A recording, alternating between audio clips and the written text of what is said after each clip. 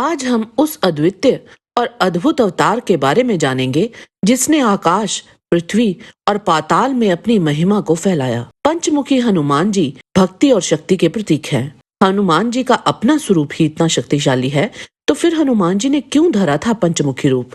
निश्चित ही यह कोई सामान्य अवतार नहीं था।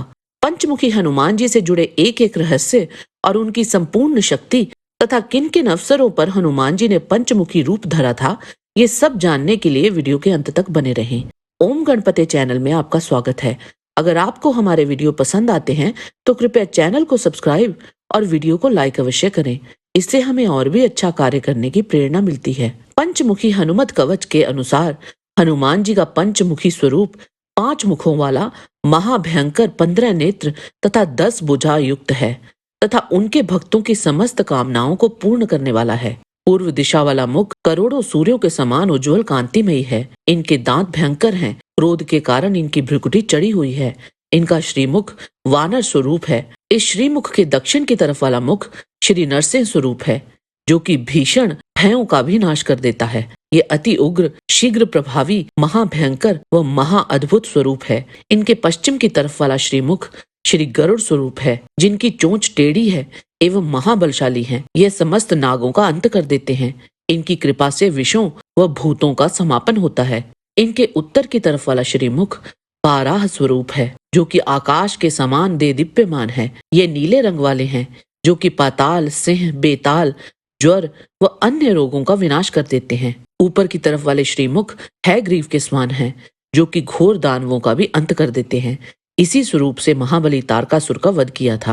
जब अत्यधिक दुर्गति हो रही होती है, तब इनकी शरण में आने से समस्त शत्रुओं का संहार होता है, दुर्गति का अंत होता है, इनकी दया की निधि प्राप्त होती है। यदि रुद्र स्वरूप पंचमुख वाले श्री हनुमान जी का ऐसा ध्यान किया जाए तो खड्ग, त्रिशूल, खटवांग, पाश, अंकुश, पर्वत, मुष्टि, कौमोदकी तथा कमंडल को ये रूप धारण करते हैं। भिंदीपाल ज्ञान मुद्राओं को प्रदर्शित करते हुए समस्त आवरणों से विभूषित श्री हनुमान जी शवासन पर बैठते हैं। पंचमुखी हनुमत कवच को पढ़ने से होने वाले लाभ जो इसी कवच में वर्णित है, वो इस प्रकार है। यह महाकवच है। इसे एक बार जपने से समस्त शत्रुओं का निवारण होता है। प्रतिदिवस 2 बार इसका पाठ करने से परिवार में पुत्र पौत्रादि की वृद्धि होती है। प्रतिदिन 3 बार पाठ करने से समस्त संपत्तियां प्राप्त होती हैं। 4 बार प्रतिदिन पाठ करने से समस्त रोगों का निवारण होता है। 5 बार नित्य पाठ करने से समस्त लोगों का वशीकरण होता है। प्रतिदिन 6 बार पाठ करने से समस्त देवों का आकर्षण होता है। 7 बार नित्य पाठ करने से समस्त सौभाग्यों का उदय होता है। नित्य 8 बार पाठ करने से अभिलाषा पूर्ण होती है। 9 बार नित्य पाठ करने से राज्य के सुखों का उपभोग मिलता है। प्रतिदिवस 10 बार पाठ करने से त्रैलोक्य का ज्ञान प्राप्त होता है तथा प्रतिदिन 11 बार पाठ करने से साधक के समस्त कार्य सिद्ध हो जाते हैं या सिद्धियां प्राप्त होती हैं। पंचमुखी हनुमत कवच अत्यधिक तीव्र व शीघ्र प्रभावी कवच है, जो दुर्लभ ग्रंथ सुदर्शन संहिता से लिया गया है। श्री हनुमान जी का ये रूप बहुत लोकप्रिय है और इसे पंचमुखी अंजनेय के नाम से भी जाना जाता है। अंजनेय जिसका अर्थ है अंजना का पुत्र। ये 5 मुख दर्शाते हैं कि दुनिया में ऐसा कुछ भी नहीं जो 5 चेहरों में से किसी के प्रभाव में नहीं आता, जो सभी भक्तों के लिए उनकी सर्वांगीण सुरक्षा का प्रतीक है। ये 5 दिशाओं उत्तर, दक्षिण, पूर्व, पश्चिम और ऊर्ध्व दिशा अंचल पर सतर्कता और नियंत्रण का भी प्रतीक है।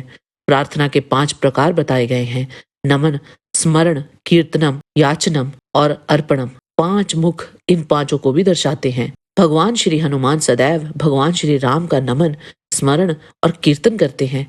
उन्होंने अपने स्वामी श्री राम के प्रति पूर्ण समर्पण यानी कि अर्पणम किया है। उन्होंने श्री राम से अखंड प्रेम का आशीर्वाद देने की याचना भी की थी। सनातनी मान्यताओं के अनुसार वायु, जल, पृथ्वी, अग्नि और आकाश, ये 5 तत्व मानव देह के लिए बहुत महत्वपूर्ण हैं। वायु हमें हमारे जीवन को बनाए रखने के लिए आवश्यक प्राणवायु प्रदान करती है।